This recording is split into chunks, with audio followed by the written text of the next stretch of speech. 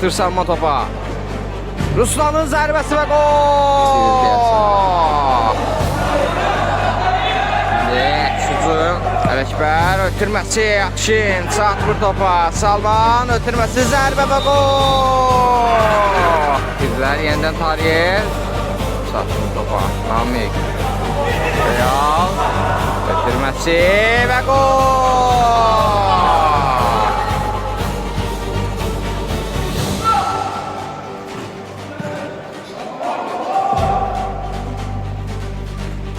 Zaur qapıya zərbə və gol! Raket atışı gəldi Ruslan. Bitirirlər yenə. Salmanın zərbəsi və gol! Ələkbər ötürməsini verir. Zaur. Salmanın zərbəsi və gol!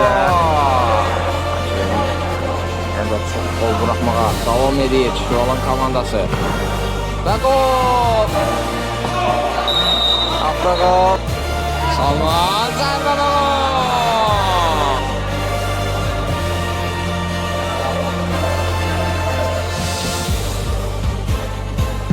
Ələkbərin zərbəsi və gol! Rəqibinə Oktay topu ondan almağı bacarır.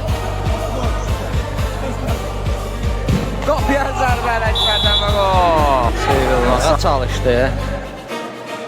Şal özü irəliyir, qapısını tərk edib, ötürməsində verir Firidinə. Firidin qapıya zərbə və gol!